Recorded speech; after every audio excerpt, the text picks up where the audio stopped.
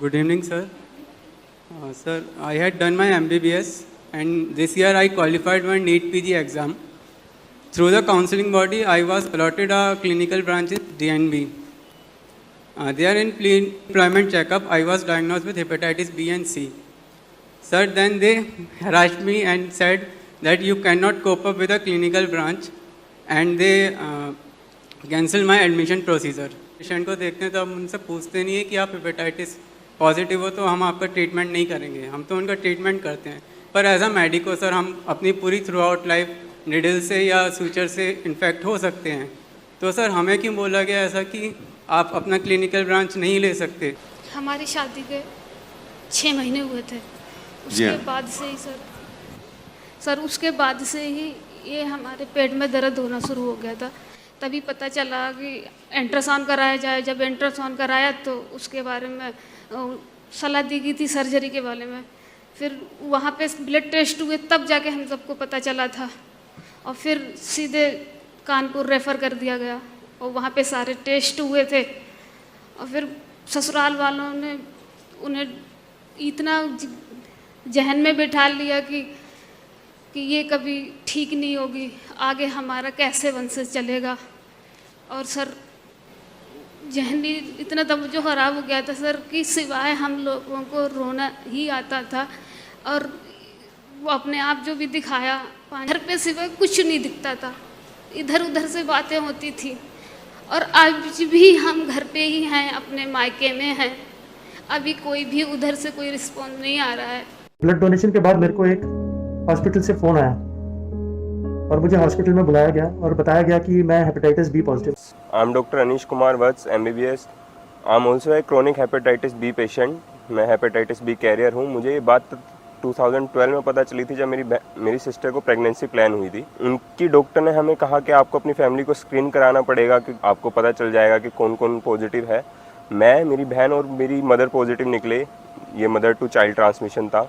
Hepatitis B को लेके मेरे साथ कभी डिस्क्रिमिनेशन आज कुछ हुआ नहीं, पर मुझे एक जॉब से रिजेक्ट किया गया था। वो जॉब मेरा सपना था। मैं हेपेटाइटिस बी की पेशेंट, मेरे अंदर स्टोन था और हम सर्जरी के लिए जा रहे थे। ये 2016 की बात है। ब्लड सैंपल लिए गए थे, उसमें टेस्ट हुए थे तो जाके हमें हेपेटाइटिस बी पता चला। इससे पहले हमें कुछ नहीं पता था कि ये होता क्या है।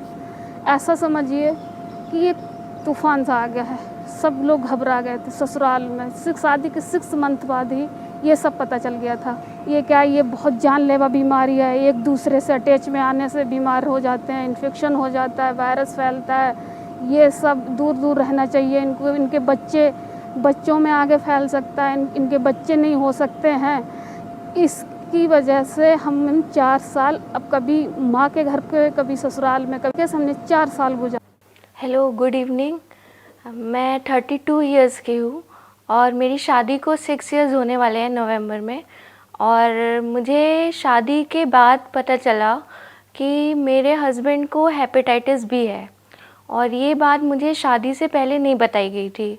तो मुझे उस टाइम पे जब मुझे ये पता चला तो मुझे बहुत गुस्सा भी आया और फ्रस्ट्रेशन भी हुआ कि अभी क्या करें। मेरा नाम महर्षि दवे है और मैं US में PhD स्टूडेंट हूँ। Chronic hepatitis B positive patient हूँ। मुझे हेपेटाइटिस बी का जब पता चला था वो ईयर था 2010। एक्चुअली 2008 में मुझे ल्यूकेमिया हुआ था।